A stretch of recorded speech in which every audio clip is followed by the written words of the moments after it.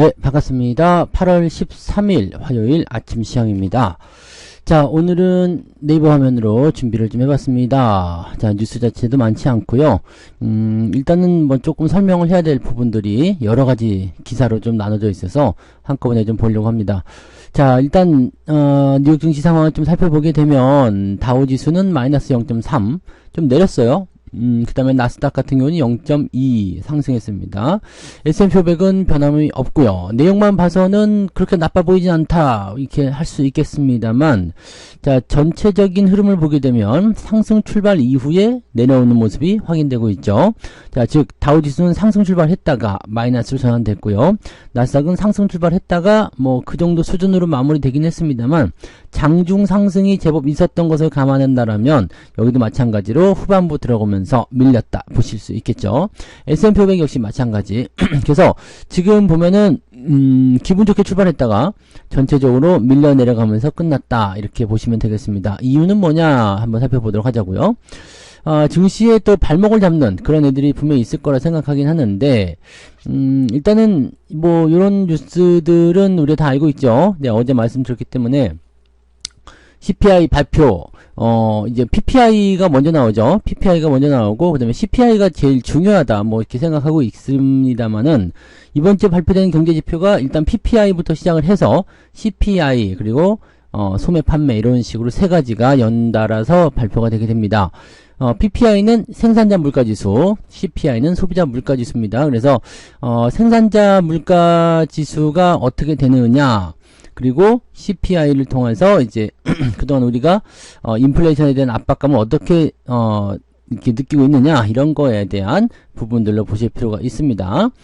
뭐 현재로서는 이제 이 경제 지표가 어떻게 발표되느냐와 그 다음에 월마트라든지 이런 소매업체들의 판매, 소매업체들의 어떤 실적, 그 다음에 소매 판매 이 내용들이 어떻게 나오느냐에 따라서 이 경기 침체 우려감이 지속될 것이냐 아니냐를 알 수가 있거든요. 근데 지금 경제 지표 내용만 살펴보게 되시면 딱히 걱정하실 만한 내용은 아닙니다. 그래서 여기도 써있네요. 자, 물가지표들이 시장을 기대해서 크게 벗어나지 않는다면 9월 금리 인하에 나설 전망이다. 근데 크게 벗어난다는 것은 어떤 의미일까요? 뭐 금리 인하를 안 할 만큼 크게 벗어난다? 그건 아닌 것 같아 생각 드는데, 네, 어쨌든 9월 금리 인하에 나설 것이다. 그래서 이번에 9월 달에 FOMC에서 금리를 0.25%포인트 내릴 가능성을 100% 반영하고 있다. 0.5% 내리는 빅컷이 없이 0.25가 내린다고 한다면, 그러면 시장은 일단 안도의 한숨, 그 다음에 금리 인하에 대한 기대치를 좀 호재로 바꿀 수 있는 내용이 좀 될 수 있겠습니다. 자, 그 다음에 엔비디아가 4% 급등했는데 여기에 따라서 슈퍼마이크로 같은 경우도 6%대 급등하고요. 대부분 이제 보면은 이제 여기 AI, 특히 엔비디아 관련한 종목군들이 상승세를 좀 보였고요. 애플이나 마이크로소프트 이렇게 덩치가 좀 있는 다른 쪽은 조금 이제 상승폭이 제한적이었다 이렇게 볼 수 있겠습니다. 그 다음에 한 방에 다 나와 있네요. 이스라엘과 이란 간 긴장이 고조되는 가운데 미국 정부가 병력을 추가로 파견했다 그러면서 유가가 4% 정도 급등했습니다. 자, 이 부분들 같이 좀 이제 더 뉴스가 나와 있을 거예요. 한번 알아보자고요. 엔비디아가 급등한 이유는 뭘까? 그거를 조금 살펴보도록 하자고요. 엔비디아 뉴스가 굉장히 많았었는데 지금 좀 바뀌었다, 그죠? 네, 다른 거 먼저 볼게요. CS 윈드 수익성 개선에 환호하는 주가, 수익성이 늘어났다. 이제 주가가 다 떨어졌다라고 볼 수 있는 건가요? 많이 하락을 했었던 부분이 좀 있었는데 최근 들어서 좀 올라오긴 했다, 그죠? 45,000원에서 65,000원이면 제법 많이 오른 거 아닙니까? 그죠? 같은 기간에 코스피가 내려갔는데 수익률이 2%대, 네. 그러니까 뭐, 이번 달만 37% 올랐으니까, 이거 CS 윈드가 많이 올랐다고 볼 수가 있네요. 요거 이제 급등을 좀 하는 모습이, 네, 벌어진 건가요? 네. 그래서, 요런 부분들이 좀 있는데, 왜 그러냐. CS 윈드 같은 경우는 근데, 실질적으로 조금 애매한 부분 좀 있잖아요. 이게 해상풍력, 요쪽 부분들인데 그동안 계속적으로 압박감을 좀 받았었는데 2분기 실적이 크게 증가하면서 상승했다. 저는 CS윈드에 대해서는 여전히 부정적인 시각이긴 한데 이렇게 주가가 계속 올라가고 있었단 말이지. 네. 자, 2분기 실적을 확인한 증시 전문가들은 낙관적인 전망을 하게 되었다. 일단은 그동안 계속 안 좋았었는데, 네, 이번에 협상을 한 결과가 긍정적으로 나왔고, 그래서 흑자로 전환되었다. 이거 실적 같은 경우는요, 연속성이 있어줘야 돼요. 연속성으로 있어야 되고, 계속적으로 상승할 수 있는, 그런 동력이 좀 있어줘야 되거든요. 근데 이제 이 해상풍력 같은 경우가 조금은, 뭐랄까, 지금 미국 대선에 의한 부분 때문에 풍력 자체가 약간 좀 불안한 모습이 좀 있죠. 그래서 그런 것들이 이제 어떻게 될 것이냐라는 식으로 진행이 되는 거고, CS 윈드 같은 경우는 바이든이 대통령 당선이 되는 그 시점에서 많이 올랐었잖아요. 그래서 이제 지금 이제 수익성이 개선되고 있다. 그래서 주가가 이제 올라갈 것이다. 뭐 이런 식으로 얘기를 하고 있는데, 일단 뭐 저점에서부터 많이 올라온 곳은 어느 정도 있을 수 있을 것 같아요. 네, 그래서 충분히, 네, 상승하고 있기 때문에 잘 오르고 있다라면, 네, 뭐 별로 그렇게 나쁘게 생각할 만한 부분은 없겠죠? 네. 이거 굉장히 좋아하시는 분들 많이 계시긴 해요. 근데 우리가 추세를 조금만 길게 보면 지금 이만큼 65,000원대 올라갔다고 하더라도 네. 과거 그 고점 대비 여전히 좀 높은 수준이 아니냐라는 인식이 좀 있을 수도 있고요. 또 그다음에 2000년도 그 당시에 이미 많이 올랐거든요. 이미 많이 올랐기 때문에 이 부분들이 이제 계속적으로 압박 요인, 즉 올라갈 때마다 팔아먹으려는 움직임이 나올 수도 있다라는 거. 여기다가 네, 지금 대선의 불안감 이런 것들이 있다는 걸 생각하셔야 됩니다. 최근에 주가가 올라가고 있다고 해서 계속적으로 그렇게 보시면 안 되고요. 대신에 이제 올라가고 있는 동안에는 네, 부정적인 어떤 부분들이 있다고 하더라도 조금 지켜보는 것이 괜찮겠죠. 이 풍력 같은 경우는 테마나 상징성 의미에서 조금 약한 모습이 좀 있어요. 그래서 요 내용들은 조금 참고하시면 좋겠고요. 실적 좋았는데 폭락한 넷마블. 이 게임주들 요즘에 뭐가 좋다 나쁘다 뭐 이런 얘기 있더라고요. 근데 지금 현재로서는 이제 넷마블의 폭락 원인이 무엇이냐? 실적이 되게 좋았는데 왜 그렇느냐? 차익 매도가 좀 있었을 것이다. 이렇게 되어 있습니다. 뭐 신작을 계속해서 출시하고 실적 성장을 이어가겠다. 라고 얘기하고 있는데 넷마블이 그때 뭐였어요? 여기 이제 나 혼자 레벨업인가? 요거 가지고 한때 좀 움직임이 좀 있었죠. 네. 그런 부분이 좀 있었고, 지금 증권가에서는 목표 주가를 줄 상향하고 있다. 계속 좋아질 것이다. 라는 식으로 얘기를 하고 있는데, 요것도 이제 좀 보긴 해야 돼요. 네, 그죠? 네, 좀 더 지켜보고, 실적에 대한 부분들 때문에 올라가다 내려갔다가는 할 수 있어요. 근데 실적 좋은 기업이 내려갔다? 그러면은 이제 조만간 다시 올라가는 부분이 좀 있거든요. 근데 요것이 이제 계속 연결되었다라는 판단이 있을 때 그것이 가능한 것이지, 만약에 올라가는 그런 판단이 없는 상태에서 주가가 이제 떨어졌다? 그러면은 실적에 대한 측면이 이제 앞으로 이번엔 좋았지만 다음부터 안 좋아라고 한다면 좀 애매할 수 있거든요. 그러니까 지금 시점이 정말 매수 포인트가 정말 좋은 위치인지 아닌지를 좀 볼 필요가 있긴 합니다. 근데 지금으로서는 네, 실적이 그렇게 나빠질 것 같아 보이지 않기 때문에 지난번에 그 차익 매도한 부분들 있잖아요. 실적 좋은데 주가가 좀 떨어졌었던 그 시점의 어떤 포지션은 회복을 해주지 않겠느냐, 그 정도까지는 일단 볼 수 있을 것 같습니다. 그 실적이 좋게 어닝 서프라이즈 나왔는데 10%나 빠지는 건 좀 이상하잖아요. 그죠? 그 다음에 크래프트 목표 주가도 올리고 있다. 게임주들 관심들이 좀 많이 높아지는 것 같더라고요. 그런 부분도 있고, 지금 보니까 외국인들이 지난달 국내 주식을 네, 사들였네요. 그죠? 네.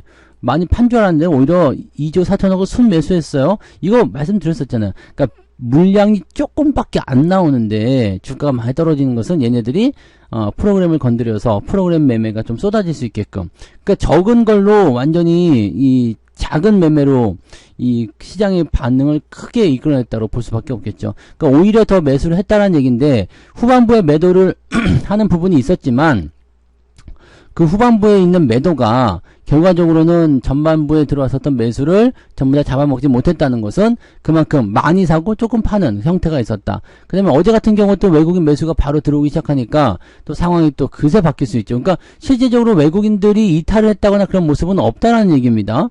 그러니까 이렇게 본다라면은 네, 국내 증시에 대한 부분들이 외국인들이 이탈을 해서 아니면 시장이 크게 빠질 것 같아서 이런 식으로 대응하는 건 조금은 애매하겠죠. 네, 그래서 그런 부분들 체크하시면 되고요. 그리고 롯데케미칼이 요즘에 주가 하락이 좀 많이 떨어졌는데, 이 석유화학 업종에 대한 전체적인 부분들이 조금 애매합니다. 그죠? 지금 목표 주가를 계속해서 떨어뜨리고 있는데 목표 주가 많이 내린다. 그죠? 18만원에서 12만원까지 낮추고 막 이렇게. 자, 롯데케미칼이 저는, 네, 가장 큰 문제가 뭐냐면, 얘가 원래 그, 지갑 같은, 네, 역할 좀 했잖아요. 롯데그룹에서. 지갑 같은 지갑. 그러니까 돈이 많은 거예요. 현금이 많은 기업이라서. 그랬는데, 지난번에 롯데건설, 그, PF 할 때 지원해 줬었던 거 있었죠? 그러면서 지들 막 유상증자하고 막, 돈이 많다고 그게 까불면요, 그냥 한 방에 가는 거예요. 그러니까, 이런 부분이 좀 있지 않나 생각합니다. 실질적으로 지금 석유화학 업종 같은 경우는 경기가 좋아져야지만이 분위기가 더 좋아질 수 있는 상태로 가는데, 현재 시점에서는 이 업황이 돌아서는 형태로 실적을 크게 증가시키지 못하는 부분이 있는 데다가 가지고 있는 돈이나 계속 써대고 있으니까 벌지는 못하죠. 그 다음에 쓰는 건 엄청 쓰죠. 이렇게 되니까 롯데케미칼도 버티지 못하는 거라고 생각합니다. 현재로서는 이제 앞으로 더 잘해보겠다 뭐라 얘기하는데 돈을 빼가지 않아야 돼. 돈을 그 롯데케미칼에서 롯데그룹이 돈을 빼가지 않아야 되는데 자꾸 그 캐시카우 역할을 하고 있다고 해가지고 돈 계속 빼가고 있는 것이 조금 안타까운 부분입니다. 좀 과도하다라는 느낌은 좀 있습니다만, 하락이요. 네, 하락이 좀 과도하다는 느낌은 있습니다만, 현재 이러한 부분들 때문에 사람들이 약간 등을 돌리고 있는 모습이 좀 있는 것 같아요. 증거사 역시도 이제 그런 형태의 느낌이기 때문에, 지금 상황이라면은, 네, 롯데케미칼이 좀 부담스러운 위치에 있다라는 것도 참고해봐야 될 것 같습니다. 그리고 주가가 고점에서부터 많이 내려왔지만, 반등에 대한 포인트는 시간이 좀 걸릴 수밖에 없다. 이렇게 보셔야 되겠죠. 네, 그 정도 참고하시면 되겠고요. 그리고 신장 모멘텀에 힘이 갈리는 게임주. 요 기사를 봤는데 웹젠, 크래프톤, 넷마블 요거 지금 주가 올랐잖아요. 요게 무엇이냐? 요 세 가지 종목이 이제 제가 말씀했던 종목들이게요. 네. 게임주 그때 이야기 해드릴 때 게임주는 네, 카카오 게임즈, 위메이드 이런 것들은 이제 주가 떨어지고 있으니까 건드리지 말고 넷마블, 크래프톤, 웹젠 이렇게 말씀드렸었잖아요. 그러니까 요게 이제 올라간 건데 요거 세 개만 찝어갖고 어떻게 딱 나왔지? 네, 그래서 이렇게 네, 게임주는 아까 넷마블 잠깐 얘기해드렸지만 네, 이 게임주 쪽에서는 계속 신작, 그 다음에 좀 뭔가 좀 새로운 뭔가가 좀 있어야 될 것 같긴 하더라고요. 그래서 너무 이제 이 게임들이 그 천편일률적이죠. 그러니까 너무 양산형 게임이라는 다 똑같이 나와. 그러니까 뭐 스토리도 다 똑같아. 뭐 악마를 잡아야 된다니, 뭘 해야 된다니, 뭐 그런 거 다 똑같고, 뭐 뽑기형, 뭐 그것도 뭐 여러 가지 몇 개 있어요. 뽑기형, 그다음에 그다음에 뭐 복귀형밖에 모르나? 네, 아무튼 뭐 그런 식으로 거의 비슷해. 게임의 다양성이 없어져요. 그러니까 사람들이 제목만 바꿔서 나오는 게임 이런 식으로 인식을 한단 말이죠. 그럼 맨날 네, 무엇을 뛰어넘는 MMORPG를 뛰어넘는 MMORPG 마지막 어쩌고저쩌고 이런 식으로도 게임 나오죠. 그러니까 지금은 사실 이 게임, 휴대폰 게임에 대한 부분들이 처음에는, 옛날에는 이 휴대폰 게임이 굉장히 인기를 많이 끌었고, 지금도 인기를 많이 끌고 있지만, 약간 사람들이 좀 질려하는 느낌이 좀 있다라는 거지. 네, 그래서 그런 것들도 조금 생각할 필요가 있겠다 보시면 되겠습니다. 네. 그렇게 돼 있고요. 엔비디아 주가가 좀 올랐다라는 부분들, 요거 한번 볼게요. 자, 실적 발표 앞두고 4% 상승 마감했다. 실적 발표를 앞두고 해가지고 나는 오늘 내일 시작 발표하는 줄 알았어요. 근데 28일날 시작 발표입니다. 28일. 8월 28일이요. 그러니까 아직 멀었어. 근데 이거 뉴스 이렇게 쓰기 좀 애매한 것 같은데.